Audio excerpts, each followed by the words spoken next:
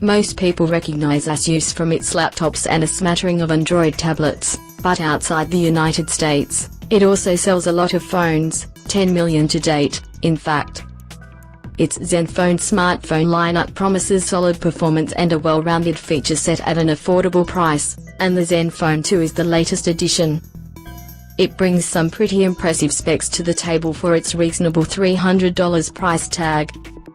But alongside established budget favorites like the OnePlus One, does this dark horse contender bring enough features to warrant a second look?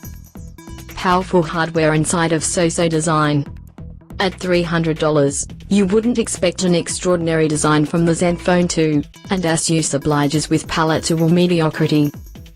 The phone has a relatively straightforward and boring look, though the satisfyingly clicky rear-mounted volume buttons imbue it with some much-needed personality.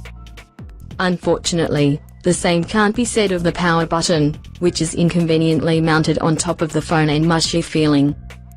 I've actually had to do double takes in order to make sure I actually press the power button. A 55-inch phone will never be easy to grasp in one hand, but the Zenfone 2 feels big even in this size class. If only Asus would trim the sides a bit, we could have something more along the lines of the LG G3 and its successor, the LG G4, in terms of ergonomics.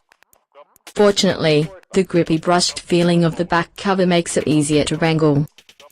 The display, a 1080p LCD, certainly impresses.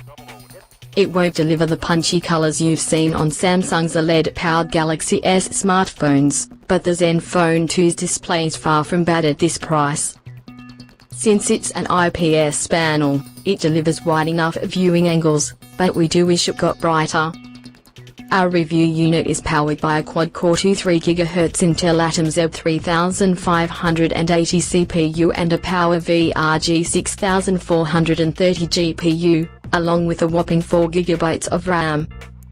Asus also makes a cheaper model $200 that cuts the RAM in half and lowers the clock speed to 18GHz. We can't speak for that one, but the top-tier model has plenty of power. Going through menus, opening apps, and playing games is a breeze on the Zenfone 2. It gets quite warm under duress, but you won't need oven mitts to handle it. Software stumbles, but ever so slightly. Even though the Zenfone 2 runs Android 5.0 Lollipop, it does so with Asus Zen UI on top of it all. This interface favors simple colors and shadows, which looks good without completely breaking Google's material design guidelines. But that doesn't excuse the software bloat. The Zenfone 2 comes with basic utilities, such as flashlight, mirror, and setup wizard, that for some reason have their own apps. The worst offenders, however, are the pre-installed virus scanners and utilities, such as Clean Master and Drive Safety, which stumble over each other trying to make sure your Zenfone 2 is threat-free. Thankfully, most of these can be uninstalled, and for those that can't, you can always disable them. A decent camera and good battery life.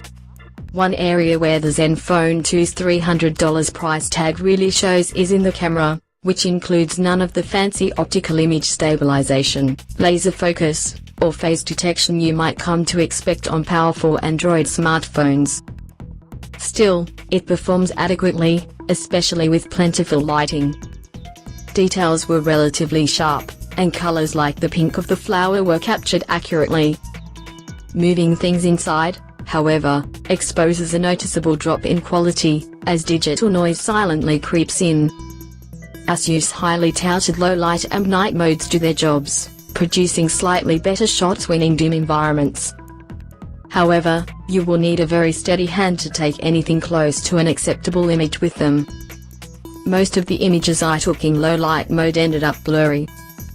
Video turned out decent, though the lack of physical stabilization hurt the overall quality. The settings could also be confusing for newcomers. What's the difference, for instance, between performance and quality?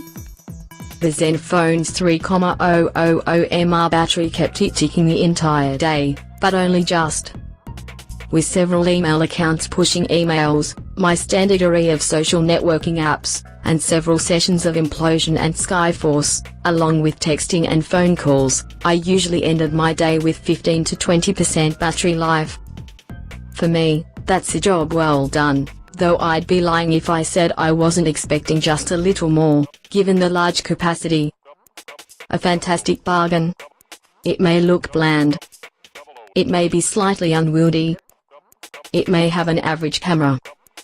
But these negatives start to soften once you notice the $300 price tag on the Zenfone 2. And if you opt for the cheaper $200 variant, you could probably excuse a lot more. The main threat to the more expensive Zenfone 2 is the $350 OnePlus One. It has similar performance, but comes with stock Android, which will appeal to anyone who cringes at the bloatware millimetered onto the Zenfone. At the same time, it is $50 more expensive, which will easily net you a 64GB microSD card to pop in the Zenfone 2. Ultimately, the $300 price tag of the Zenfone 2 makes it a fantastic deal and one we would recommend to anyone looking for an unlocked smart.